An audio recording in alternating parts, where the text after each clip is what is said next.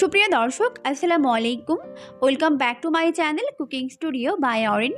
আজকের পর্বে আপনাদেরকে নুডলসের মধ্যে একটি ডিম দিয়ে অসম্ভব মজার একটি নাস্তার রেসিপি তৈরি করে দেখাবো। আর এই নাস্তাটি খেতে এতটাই বেশি মজার হয় যে বাসার ছোট থেকে বড় সবাই এটাকে অনেক বেশি পছন্দ করবে আর অনেক মজা করে খাবে। একবার তৈরি করে দেখবেন, বারবার তৈরি করার রিকোয়েস্ট আপনার কাছে আসতেই থাকবে। নাস্তা তৈরি করার জন্য এখানে একটি বোল নিয়ে নিয়েছি আর এখন এই বোলের মধ্যে একটি ডিম ভেঙে নিচ্ছি। এরপর এখন এই বোলটিকে একটা সাইডে রেখে দিচ্ছি। আর এখানে আমি 2 প্যাকেট ইনস্ট্যান্ট নুডলস ভালো মতো সিদ্ধ করে পানিটা ঝরিয়ে নিয়েছি। এখন এই ডিমটিকে আমি একটি বড় বোলের মধ্যে নিয়ে নিচ্ছি। এরপর এখন এর মধ্যে দিয়ে দিচ্ছি 2 টেবিল চামচ পরিমাণ পেঁয়াজ কুচি আর 2 টেবিল চামচ পরিমাণ কাঁচামরিচ কুচি। এরপর এখন এর মধ্যে দিয়ে দিচ্ছি নুডলসের প্যাকেটের সঙ্গে থাকা মশলাটিকে। এরপর এর মধ্যে দিয়ে দিচ্ছি 1 চামচের 4 ভাগের 1 ভাগ পরিমাণ মিক্স হার্ব। এরপর এর মধ্যে দিয়ে দিচ্ছি প্রায় 1.5 টেবিল চামচ পরিমাণ টমেটো সস। এরপর এখন দিয়ে দিচ্ছি 1/2 চামচ পরিমাণ লবণ, 1/2 চামচ পরিমাণ দিয়ে দিচ্ছি টেস্টিং সল্ট।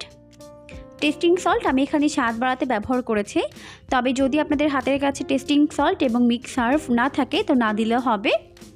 এখন এগুলোকে খুব ভালো করে মিশিয়ে নিলাম। মিশিয়ে নেওয়ার পর এখন এর মধ্যে আগে থেকে সিদ্ধ করে রাখা নুডলসগুলোকে দিয়ে দিলাম। এরপর খুব ভালো করে মিশিয়ে নিচ্ছি। ডিমের সঙ্গে নুডলসটিকে খুব ভালো করে মিশিয়ে নেওয়া হয়ে গেলে এখন চলে যাচ্ছি পরবর্তী স্টেপে।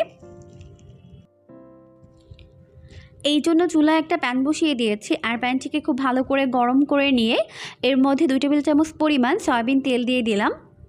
এরপর এর মধ্যে নুডলসের এই মিশ্রণটাকে দিয়ে দিচ্ছে। এরপর খুব ভালো করে এইভাবে স্প্রেড করে দিচ্ছে, অর্থাৎ চারপাশে সমান করে ছড়িয়ে দিচ্ছে। অনেক আপুই আমাকে বলেছিল কম তেলে নাস্তা তৈরি করে দেখানোর জন্য। আশা করছি কম তেলের এই নাস্তাটি আপনাদের কাছে অনেক বেশি ভালো লাগবে। আর এই নাস্তার টেস্ট কিন্তু দুর্দান্ত মজার হয়।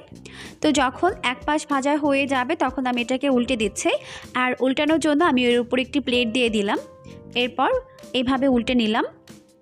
এরপর অপর পাশটিকে ভাজার জন্য আমি এটাকে আবারও প্যানের মধ্যে দিয়ে দিলাম। তো প্রতি পাশ আমি 2 মিনিট করে টোটালি 4 মিনিটের মতো এটাকে ফ্রাই করে নিব। তো এখন টোটালি 4 মিনিট হয়ে গেছে আর এখন আমি এটাকে প্লেটের মধ্যে সার্ভ করে নিলাম। তো এখন আমাদের দারুণ মজার নাস্তা রেডি। এখন এটাকে আমি কেটে শেয়ার করছি আপনাদের সাথে। দেখুন লুকটা কত বেশি ইয়াম্মি হয়েছে আর খেতেও কিন্তু হয়েছে দুর্দান্ত মজার। অবশ্যই বাসায় ট্রাই করবেন, দেখবেন পরিবারের সবাই এটাকে অনেক বেশি পছন্দ করবে আর অনেক মজা করে খাবে। আমি এটাকে টমেটো সস দিয়ে সার্ভ করেছি, আপনারা যে কোনো সস কিংবা চাটনির সঙ্গে এটাকে সার্ভ করতে পারেন। খেতে দুর্দান্ত মজার হয়, অবশ্যই বাসায় ট্রাই করবেন, দেখবেন পরিবারের ছোট বড় সবাই এটাকে অনেক বেশি পছন্দ করবে আর অনেক মজা করে খাবে।